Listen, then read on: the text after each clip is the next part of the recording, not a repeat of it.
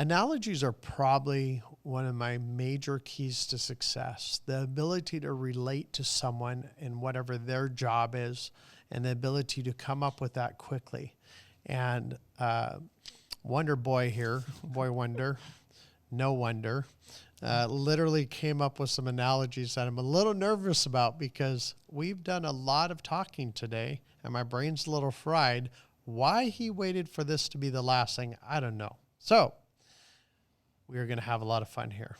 I am Chad Owen, the Annuity Sales Coach. This is Caleb North, a.k.a. Boy Wonder, or Wondrous Boy, or, yeah. I'm going to get that embroidered on the backs of my shirts. Why on the back? It's like like my last name or something. So when you go bowling, people know what's going on. No, not a jersey. You're not a jersey person. Bowling maybe, but not jersey. Oh, man. You're definitely not a golfer. I've seen that. But God, that was a lot of fun, though. It was fun. You got to do that, man. Let's do it. I loved it. Golfing to me isn't necessarily about, who gets the lowest score. It's how many fours did we have to yell? How many times did we hit the ball and we're waiting for that? How many drops did we take? Did it hit a window? Fortunately, I've never hit a window, but I've definitely sliced some or taken them off to the moon in the wrong direction. Okay, Caleb, without looking, go ahead. So let's do it. Day of analogies. I've got a couple of handfuls of different occupations that I'm going to give to Chad, and he's going to create an analogy for this individual regarding annuities. To make it relatable. Exactly. So these are people, I find out what their profession is, and I give them an analogy how an annuity compares to what they do. Yeah. So the first one, everybody's favorite to work with, engineers. Engineer is actually one I came up with many years ago. So I love working with engineers. So I'll tell an engineer, what is the most challenging profession salespeople really cringe at when they have to try and present a product to? And they're like, I don't know. It's always engineers. And the reason why is because engineers are very analytical. But to me, I love working with engineers because no matter what an engineer does, they always have something called a foundation to base whatever they're building on.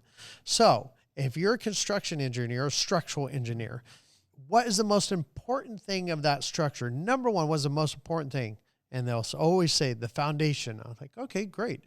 Would you ever build a structure on anything that doesn't have a solid foundation? Never. That doesn't make sense. Okay, would you ever build a building that every 3 to 7 floors, you build that floor and then it blows up and it tears down half the building and people are dead and flying everywhere? No, never do that.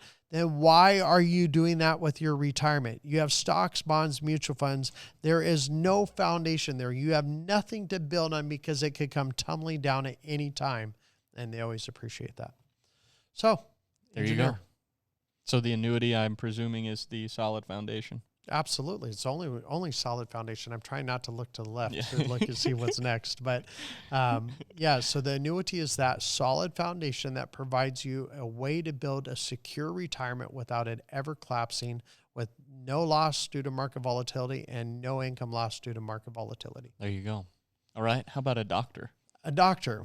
Okay, so a doctor, I actually have a lot of them. I'll use the one that stands out most. As I had this surgeon, and apparently he was a really well-known surgeon. He's been doing it for 50 years, and he basically was very confident in his ability. And he goes, you know what? I've been doing heart surgery for 50 years, and I've never lost a patient. I'm like, wow, really? Because that's impressive to me. That at that time, my dad just had a quint bypass, and I knew what that entailed. And I said, you've never lost a patient. He goes, my job is to get them in the OR and out of the OR. And then it's the nurse's responsibility to take over. I said, oh, okay. I said, that's kind of interesting. And I say, well, let me tell you something. It's like, what? I said, I've never lost a patient either. And he's like, what? I said, not once have I ever had a client lose or kill any of their retirement due to market volatility or income. And not only do I take care of that in the OR, I walk them out and they never have to worry about it again. So it's not even the nurse's responsibility because what I put them in keeps them safe and secure for the rest of their life. Therefore, I've never lost a patient either. He loved that. Yeah. Except you kind of one-upped him there a little bit. I did.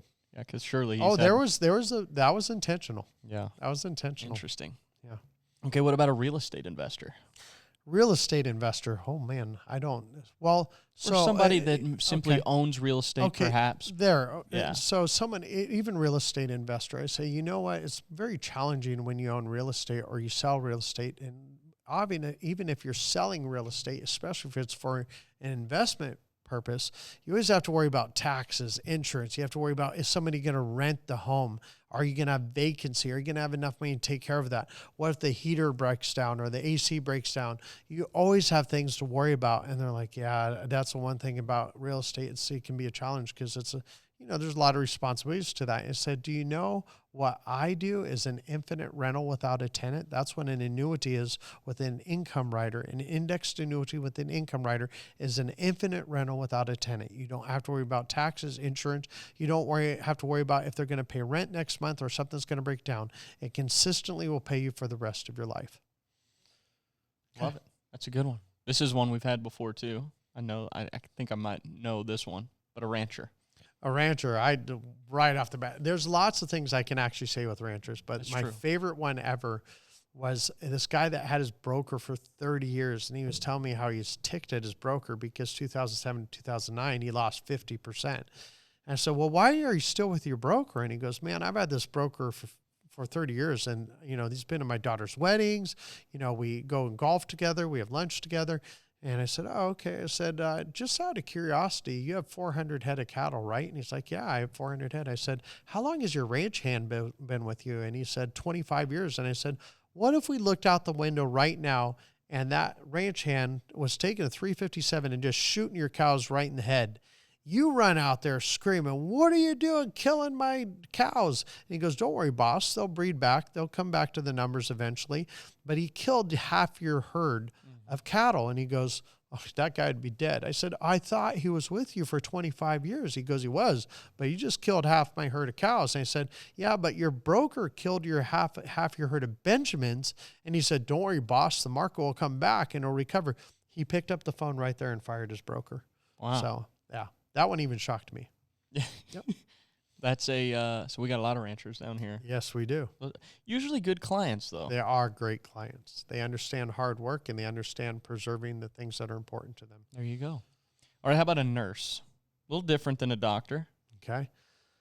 A nurse. So, oh boy, a nurse. Let's see what we can do on this one. So one of the most frustrating things when you're a nurse is you're taking care of patients, right? And I'm like, well, yeah.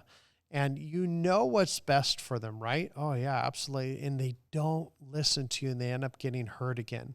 And like, yeah, that's very frustrating. So you tell them, don't touch this, don't pull that out. Make sure you're listening to what I tell you to do. And they don't. It's got to be very frustrating.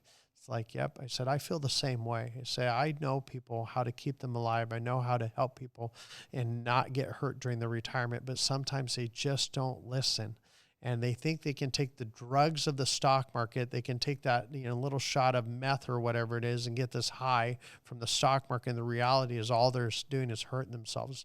It's got to be frustrating, isn't it? Like, yeah, I said, do you want to be that person that doesn't listen to the person that knows what they're talking about? No, I don't. Oh, that was a tough one. That one actually had brain cells going a million miles an hour. That one, I don't know if I've ever used that one before. This one is near and dear to you as somebody that was almost a firefighter. Yes. How would you? I was a firefighter. Oh, you were a firefighter? Well, technically. I had my firefighter one, my hazmat tech, my EMT, and I was only about 3 hours away from getting my firefighter degree, but I got hired and I'm just like, I can't because they took a big pay cut. But this actually was an analogy I used with an agent.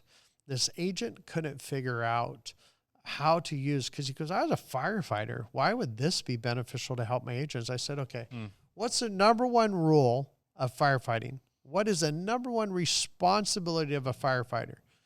And he goes, well, to help people prevent fires. I said, okay, that's the number one, right? Right. You got to prevent the fires. Now let's say there is a fire. What's your number one rule in firefighting there? So you have a house on fire. What's your number one priority? Obviously making sure there's nobody in the house. Right. So let's pretend nobody's in the house. What do you do then? It's perimeter protection. So you're making sure that other houses around you don't catch fire to the house that's on fire. They're like, yes. I said, so isn't that like what we do in our industry? We protect people by making sure the fire doesn't start. How do we make sure the fire doesn't start? By making sure you're in a product that is fireproof. In other words, it can't go backwards when the market falls. Your income can't go backwards when the market falls. So we're preventing a burn down of your retirement because your product you're in will not allow that burn. Now, let's say you're in a variable product right now. I want to do prevention. I want to make sure, so that's perimeter surrounding. We want to make sure, but if you're in stocks, bonds, mutual funds right now, we're controlling the burn that's happening, right? We've already lost the house. You've lost the money in that stock, bond, mutual fund. So now we need to protect the perimeter. What's the perimeter? The years you have ahead of you that you're going to be alive that we need to protect that retirement from. So in the future, we want to make sure nothing else burns down. So we got to protect the perimeters. I like it. That's good. How about a teacher? A teacher, oh man, teachers are a lot of different ones as well. Teachers are the same thing. Do you get frustrated when your students don't listen to you, when you know more than they do in that particular topic? And they're like, yeah, I said, that's my industry. I'm an expert in this area. I try and explain to people that are reaching out to me because they are not happy with the situation in or the products are in, but they don't listen. They continue to fail. And you're trying to teach them the right thing, but they won't listen. Sure. That's a very similar thing to a nurse. I think teachers too, what are they doing? They're educating people to try and help people attain the fullness of the potential that they have. And it's like in a similar way, you as an agent trying to help educate people so that they have the ability to have the fullness of the retirement that they're capable of having. Correct. Yeah. And teachers often know how difficult it is to try and educate someone when they're not interested. Sure. And even though they know they need to graduate, they still have a very hard time focusing. I was one of those kids. Yeah. I mean, it didn't help that, when I was going my freshman to junior year of high school, we saw the ocean, like was in Hawaii on Maui, and there's not curtains, there's not windows, they're louvers. And so they leave them wide open and you can see the ocean. And when those waves were good or you're staring at that ocean, the last thing I was thinking about is what I'm being taught. Right. So it's very frustrating. So I'm trying to educate. Love it. Yep. Construction worker. Is that going to be similar to the engineer? No, construction worker, I'd probably do something along the lines, when you're digging a hole and it keeps caving on you, how frustrating is that? And then the other thing you want to find out is when you're digging a hole in an area you know nothing about and you can't find out what's below. So you dig this hole and you hit a gas line and it blows up. Or you hit this water main I saw this one time where these people were digging and they ran into this cable that had phone wires in it. And there were thousands of phone wires. So that means they would have to go back and individually connect every single one of those wires. And you don't know which one connects to who. Yeah, I don't know how they do that. I'm not sure how that works, but Jeez. I just sat there going, how are you going to replace all of that? And, it's very frustrating when you keep digging something and you don't know what's there. That's exactly what it's like in the stock market. Right. You keep digging, hoping you're going to be able to find gold. But the problem is you never know what's below you because you can't predict what's down there. Right. And that's the stock market. And even worse, you dig this perfect little hole and then all of a sudden you have an unstable ground around you and it caves all back in you. It's a nonstop process. And that's what it feels like at times when you're in the stock market. That's fair enough. I haven't used that one before either. That's good, though. I like it. Truck drivers. So if you're a truck driver, how many years have you been doing? I've been doing it for 30 years. They said, what would happen if you picked up a full load at this place and then you had a destination? By the time you got that destination, your truck, somehow the back end opened up and 50% of your cargo was gone. Would you be paid? No. Would you be in trouble? Probably yes. Would you possibly harm people along the way because all this stuff is falling out of the back of your truck? Yes. Then why does your broker give you half the load and they still get paid no matter what happens? That's not right. You know the hours you have to drive, how many times you're losing sleep because you didn't, and your broker's doing all the time and they're still getting paid for delivering half the load. That's what I do there. Oh, and by the way, they got the gas for free because you paid their fees. I haven't used that one either. I'm going to use that one. Oh, man. Yeah. I mean, you literally paid your broker to lose you money. That's why I'll tell people, they say, well, can the products you have, do they lose money? I said, I'm sorry, I don't have a license to lose people money. Yeah. and they love that. It works for them. So yeah, that's good. I mean, the analogies, I think it's important to understand, to relate to someone in a level that they understand Right. often seals the deal just in that itself. When you try and talk over their head or you're trying to use your language, you're rarely going to get someone to understand what it is. And I don't know if there's ever a time that when I'm in an appointment, I generally been sharper because I'm so focused on that. And I know generally what they do for a living, or I'll ask them what they do for a living. And now after doing this for 19 years, I have a lot of the kind of cookie cutter answers, but I just had two right there that I haven't used before. Sure. Because it can change. There's a lot of things people can do with that.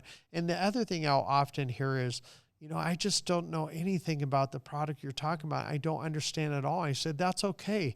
How long have you been doing your job for? And they say, well, 20 years. And I say, so you get sick for a week. You try and train me for a month, but you get sick for a week. And you say, Chad, this is yours. You're taking over everything I do for the next week. How well do you think I would do? They'll usually pause and I'll say, I'd flop miserably. That's just a fact. I would. I cannot learn what you know in 20 years. I've been doing this for 19 years, right, or 5 years or 2 years or whatever it is. There's no way you're going to know what I know. But what I do accept the responsibility for, and I take it seriously, is helping you understand it in a way you can understand it. Yeah. That's it. Right. And understanding what the end that it accomplishes, right? And it's the difference between the features and the benefits. Correct. Right? The features and all the little inner workings and algorithms and formulas and all those types of things. It's like, it doesn't matter in the long run. All people care about is what does it benefit the end them. result. That's it. That's all it cares about. Yeah. That's all it cares about. That's all they care about. Yeah. Grammarly's going off in my head, going wrong, underline red, underline red. Beep, beep, Yeah. beep. Okay, Well, that's it. I hope this helps you guys. Analogies are really important. Yeah. Don't overlook them. Think about them. I would say take time. Think about, okay, if I'm going to ask, if I'm going to come across this type of client, how am I going to relate it to them, the concept of the annuity to them, and go into and build that reservoir. Yeah, I mean, what if they're a circus clown? Well, that's just a broker that tries to put you in guaranteed things with things that are at market risk. They're just a clown. So, okay. Hope this helps you. You have a great day and happy selling.